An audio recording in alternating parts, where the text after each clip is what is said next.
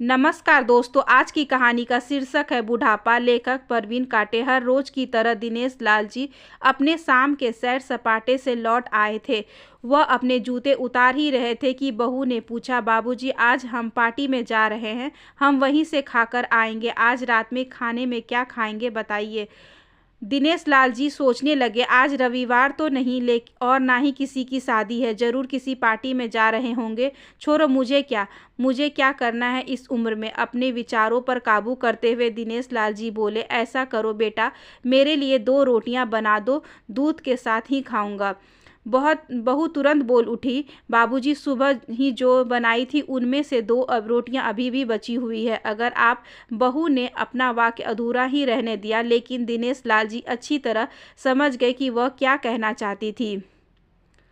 सुबह की रोटियां खाई तो गैस हो जाएगा। सुबह भी बहू ने मसाले वाली सब्जी ही बनाई थी, जिसके चलते अभी तक खट्टी डकारे आ रहे हैं। और इस उम्र में पेट को संभाला मतलब किसी बिगड़े हुए बच्चे को संभालने से भी ज़्यादा कठिन काम। बाबूजी बहू से बोले, नहीं बेटा, इस उम्र में सुबह की रोटियां नहीं खा सकता। तुम्हें थोड़ी तकलीफ होगी, लेकिन मेरे लिए 2 ताज़ी रोटी बना दो। बहू को बहुत गुस्सा आया। वह गुस्से में ही बरबराते हुए बोल उठी, अब 2 रोटियां बनाओ या 10, काम तो उतना ही बढ़ेगा। आटा गूंथो, रोटियां बनाओ, किचन और बर्तन साफ करो। इन्हें क्या, इन्हें सिर्फ ऑर्डर देना है, काम तो मुझे करना पड़ता है। बस दिन रात इनकी सेवा करते रहो। बहू के बोल दिनेश लाल के कानों पर पड़ रहे थे। हे भगवान, सिर्फ 2 रोटियां ही बनाने में इतनी तकलीफ। मैंने कोई 5 पकवान तो मांगे नहीं थे। उन्हें बहुत गुस्सा आ गया, लेकिन गुस्सा वहाँ किया जाता है जहाँ कोई सुनने वाला हो। उन्होंने अपना गुस्सा निगल लिया। अब तो उन्हें जितनी जल्दी गुस्सा आता था उससे जल्दी चला भी जाता था। दिनेश लाल जी को अपनी पत्नी की बहुत याद आई। निर्मला जी के जीते जी उन पर कभी बासी रोटी खाने की नौबत नहीं आई थी। उल्टा खाने में 10 चीज़ें और मिल जाती थी। खाने के साथ मीठा, पापड़, अचार, दही, छाछ, सलाद और पता नहीं क्या क्या। दिनेश जी को बहुत बुरा लग रहा था। उन्हें रहने दो बहू, मैं सुबह की रोटी ही खा लूँगा। फिजूल में तुम्हारी तकलीफ होगी, और वैसे भी तुम्हारे हाथों की रोटी बहुत मुलायम होती है। मुझे चलेगा, मेरी वजह से तुम लोगों को देर नहीं होनी चाहिए। बहू को तो सोने से पीला मिल गया। वह अपनी आवाज़ मीठी करते हुए बोली, बाबूजी आप चाय लेंगे क्या? दिनेश लाल जी अपने चाय पीने की इच्छा को दबाते हुए बोले, वैसे कोई खास इच्छा तो नहीं है चाय पीने की, मगर तुम अपने लिए बना रही हो तो मेरे लिए भी थोड़ी बना देना। हाँ बाबूजी, मैं अपने लिए बनाने वाली हूँ, आपके लिए भी बना देती हूँ, बोलकर बहू रसोई घर के अंदर चली गई।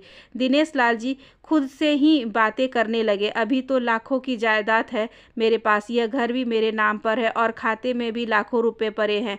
कभी बेटा विषय निकालता है तो मैं बोल कर टाल देता हूँ कि मेरे बाद तेरा ही तो है सब कुछ, और फिर भी 1 कप चाय और 2 ताज़ी रोटी के लिए तरसना पड़ता है। तो उन बूढ़ों का क्या होगा जिनके पास संपत्ति के नाम पर सिवा पुरानी यादों के कुछ भी नहीं होता। निर्मला को याद करके दिनेश लाल जी की आंखों में आंसू चमकने लगे, और निर्मला के होते हुए उन्होंने घर का और कोई काम नहीं किया था। आर्थिक जवाबदारियों के अलावा उनकी और कोई जवाबदारी नहीं थी। उनके व्यापार ने भी उन्हें अच्छा साथ दिया था। वह निर्मला से बहुत प्यार करते थे, लेकिन कभी जताया या बताया नहीं था। वह यह सच्चे दिल से मानते थे कि निर्मला उनकी किसी पूर्व जन्मों का पुण्य का फल है, लेकिन जिंदगी की भागदौड़ में वह निर्मला की मन की इच्छाएं पूरी कर ना सके। उन्हें वैष्णो देवी जाना था, लेकिन हर बार यह यात्रा अगले साल के लिए पोस्टपोन हो जाती थी। घर बार और संसार की जिम्मेदारियां संभालते संभालते कब उनकी इच्छाएं उन्हीं के साथ चली गई पता ही नहीं चला। दिनेश लाल जी ने देखा उनके पोता और पोती दोनों ही स्कूल से आ गए थे। दोनों ने अपना बस्ता सोफे पर फेंका और दादाजी की तरफ दौड़कर उनसे गले लगते हुए कहने लगे, चलिए ना दादाजी, खेलने चलते हैं। यही निस्वार्थ प्रेम से कुछ पल थे जिन्हें दिनेश लाल जी जब बच्चे के साथ बच्चे बन जाते थे और सारे अपने दुख और यादों को भूल जाते थे। वह कुछ बोल पाते उससे पहले ही बहू ने कहा, चलो थोड़ा दादाजी को और हमें पार्टी में जाना है, जल्दी से आकर तैयार हो जाओ, पापा भी आते होंगे। दोनों ही बच्चे दादाजी को छोड़ मम्मी की तरफ भागे। उनकी पोती 7 साल की थी और पोता 5 साल का था। दिनेश लाल जी अपनी सोच में डूबे हुए बालकनी की तरफ गए। बालकनी में धीमी ठंडी पवन ने उनका स्वागत किया। बहू उनके लिए चाय बनाकर लेकर आई, बालकनी में रखी। अपनी कुर्सी पर बैठकर दिनेश लाल जी घुट घुट कर चाय पी रहे थे।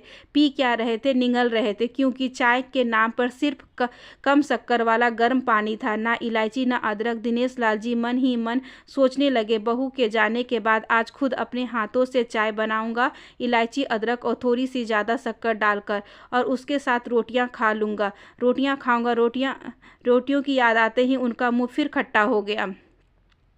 चाय खत्म होने पर खाली कप लेकर वह किचन में रखने गए तो वहां देखा कि बहू और बच्चों का कप धोके पड़ा था। उन्होंने भी अपना कप धोकर रख दिया और अपनी डायरी लेकर बालकनी में आ गए। बालकनी में बैठे बैठे उनकी नज़र सूखी हुई तुलसी के पौधे पर पड़ गई। उन्होंने एक लोटा पानी लाकर उसमें डाल दिया। कुछ मिनटों बाद ध्यान से देखने पर उन्हें पता चला कि सूखे हुए तुलसी के पौधे में नई कपूले जैसे मुस्कुरा रही हो। टूडे याद आया कि निर्मला हर सुबह तुलसी को पानी और शाम को दिया दिखाती थी। अब तो शाम को न तुलसी को न ही भगवान की मंदिर में दिया जलता है। पता नहीं कितने संस्कार, इतनी अच्छी आदतें निर्मला अपने साथ ले गई। दिनेश लाल आसमान की तरफ देखकर बोले, शकुंतला, मुझे और इस घर को अभी तुम्हारी ज़रूरत थी। तुम क्यों हमें छोड़कर चली गई? तुमने मुझे धोखा दिया, तुमने हमेशा साथ रहने का वचन तोड़ दिया, तुम मुझे अकेला छोड़कर चली गई। दिनेश लाल की आंखें भर आई। पापा, इतनी ठंडी हवाएं बह रही है और आप है कि बालकनी में बैठे, अंदर आ जाइए, नहीं तो बीमार हो जाएंगे, बेटे ने दिनेश लाल जी से कहा। बेटा, बहू और पोता पोती सब तैयार होकर पार्टी के लिए निकल रहे थे। किसी ने झूठ मूठ ही मन रखने के लिए भी उनसे नहीं पूछा कि साथ चलिए। बाबा, आप खाना खाकर जल्दी सो जाइएगा, हमें आने में ज़रा देर हो जाएगी। ज़्यादा देर तक जागना आपकी सेहत के लिए अच्छा नहीं है। हमारे पास घर की दूसरी चाबी है, हमारी चिंता मत कीजिएगा, बेटे ने जाते हुए कहा।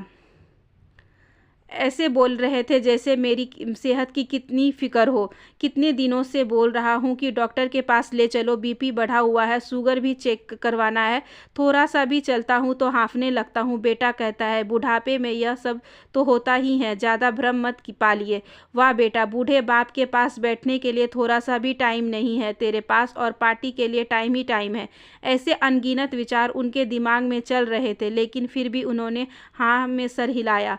सभी पार्टी में चले गए। दिनेश लाल जी हॉल में रखे कुर्सी पर आकर बैठे।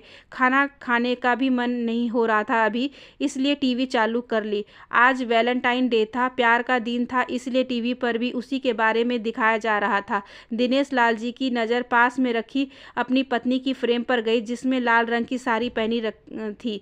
प्यार तो उन्होंने भी खूब किया था निर्मला जी से, पूरी जिंदगी किया था, जी जान से किया था, लेकिन कभी बोल नहीं पाए। टीवी पर दिखा रहे थे, लोगों ने लाल कपड़े पहन रखे थे, हाथों में लाल फूलों के गुच्छे लेकर वह ग्रीटिंग कार्ड्स की खरीदारी कर रहे थे। पता नहीं दिनेश लाल जी के मन में क्या आया, उन्होंने अपने पैसे का बटवा लिया और निकल पड़े।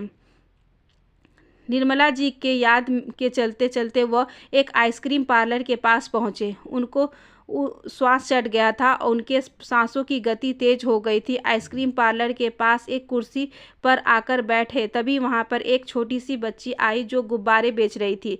बच्ची बोली, दादाजी गुब्बारे लेंगे क्या? इतने ही बचे हैं, बिक जाएंगे तो जल्दी घर चली जाऊंगी। दिनेश लाल जी ने देखा 10-12 रंग बिरंगे गुब्बारे थे। उन्हें याद आया कि निर्मला जी को भी गुब्बारे बहुत पसंद थे, लेकिन अब गुब्बारे लेकर क्या करूं? उन्हें बच्ची की आंखों में सच्चाई और आशा दिखी। उन्होंने 200 रुपये दिए और सारे गुब्बारे खरीद लिए। उन्हें फिर से निर्मला जी की याद आई, क्योंकि वह भी घर से निकलते समय हमेशा थोड़े एक्स्ट्रा पैसे लेकर निकलती थी और किसी न किसी ज़रूरतमंद की मदद किया करती थी। कभी वह टोकते थे तो कहती, हमें भगवान ने लेने वाले के नहीं देने वाले की लाइन में खड़ा किया है, और थोड़े से पैसे से के बदले लाखों की दुआएं मिलती है, तो मुझे टोका मत कीजिए। आंखों में आंसुओं के साथ दिनेश लाल जी खड़े हुए रास्तों के बीचों बीच आए। उन्होंने आसमान की तरफ देखा, अपने हाथों में पकड़े गुब्बारे आसमान में छोड़ दिए और चिल्लाए, बोले, निर्मला, मैं तुमसे प्यार करता हूँ। उनकी सांसों की गति बढ़ गई, उनका शरीर लड़खड़ाया और जमीन पर धड़ से गिर गए। आसपास के लोगों को कुछ भी पता चल पाए उससे पहले कि दिनेश लाल जी ने इस मोह माया की दुनिया को अलविदा कह दिया। उन्हें अपनी पत्नी से मिलने की बहुत जल्दी थी। आशा करती हूँ कि आज की ये छोटी सी कहानी आपको अच्छी लगी होगी। अगर अच्छी लगी हो तो please like, share and subscribe करें हमारे चैनल को। ज़्यादा से ज़्यादा शेयर करें और बेल आइकन को ज़रूर प्रेस कर लें ताकि अगली वीडियोज़ की नोटिफिकेशन आपके पास सबसे पहले पहुँचे। धन्यवाद।